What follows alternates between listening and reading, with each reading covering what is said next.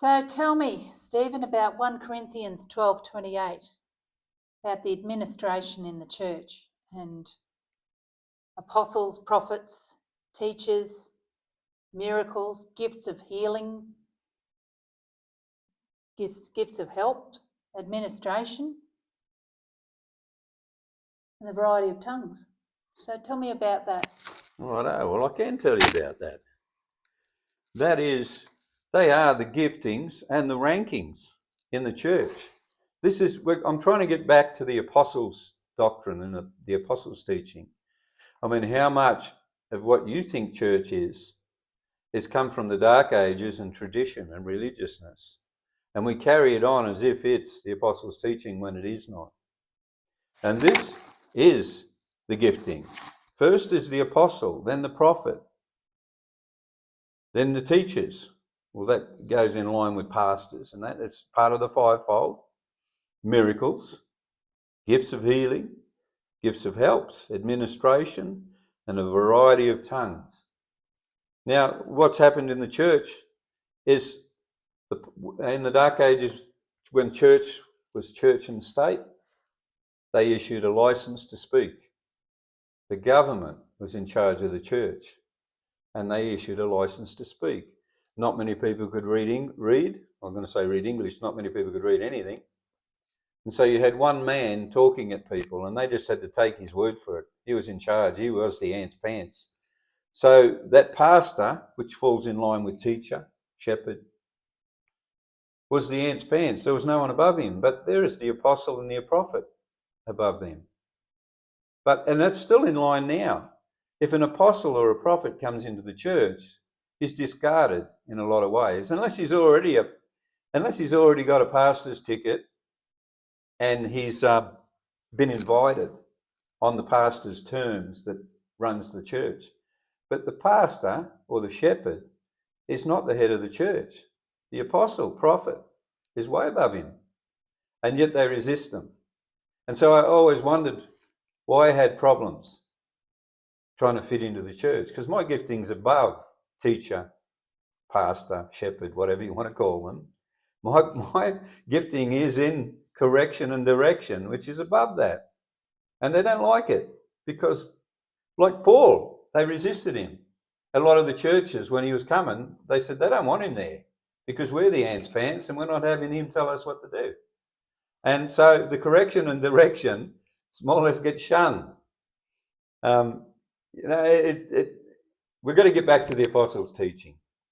Now, and then once we've got this pastoral ticket in place from the Dark Ages where no one can question it and there's no one above him, then we've got all the giftings below it, which is fair enough, but then administration comes in and jumps on top of the pastors a lot of the time.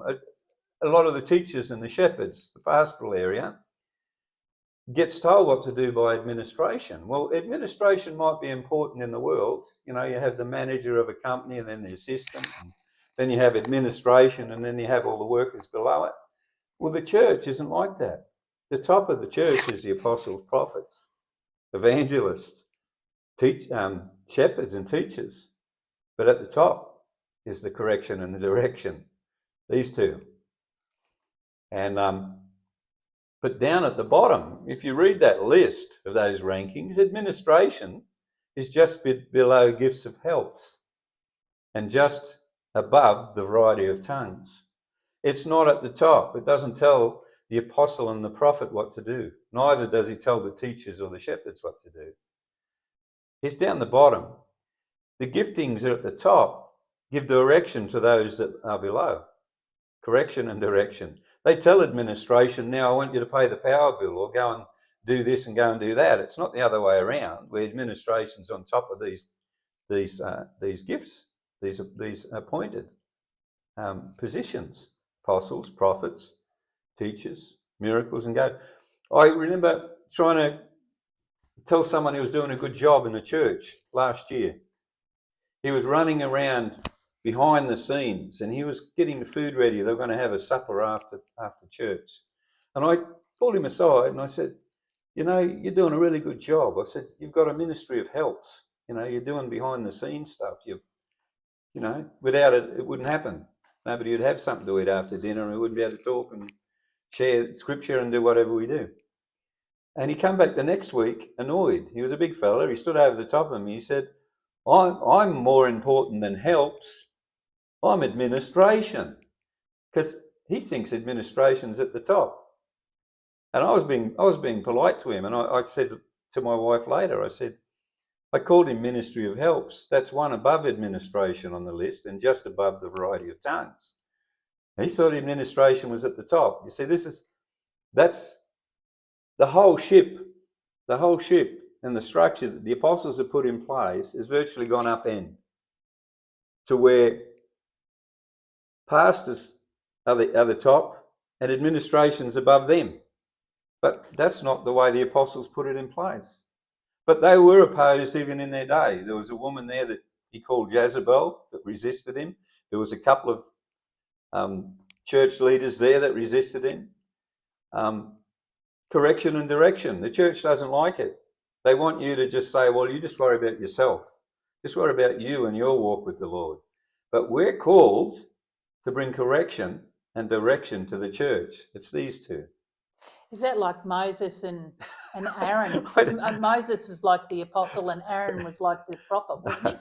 Well, whatever. This one, the longest one's the outreaching one. That's the evangelist. Right. And then there's the shepherd and then there's the teacher.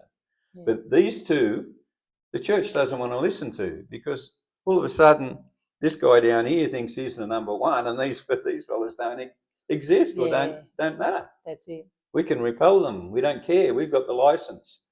And you know, I've talked to a guy, which is the head of the Tablelands, one of the heads of the Tablelands churches here, just last week about this very thing, the apostles' teaching. We've got to get back to the apostles' teaching and away from this thing that came into the Dark Ages with church and state. And he said, we quite often talk about it.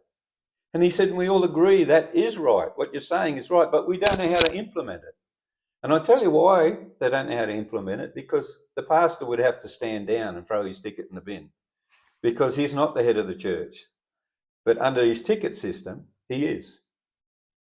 You know, and so many times people say, well, have you got your pastor's ticket? Oh, I've been ordained and I've got this ticket and I've got... And I go, darn it, I should have done that course on the Gold Coast, that 9 weeks pastor's ticket course. You know, I haven't done it because the scripture doesn't say I have to have one of those. Doesn't say you have to. Doesn't say that I have to have a ticket to be who I am. God has called me. He spoke to me audibly when I was 14 years old. And he called me and he said it wouldn't be in vain. He told me I was going to go through a hard time. But it wouldn't be in vain but for his name's sake. Pretty much along the lines of Paul. And I didn't fully understand what he meant now. But the church rejects correction and direction. We've got to get back to the apostles' teaching.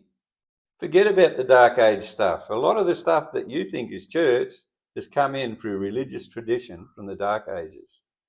And the pastor's ticket is one of them. There's far above the pastor. There's the correction and the direction that they don't like. They don't like you pointing out what's wrong in their church. But God's put it there. But God's put it there.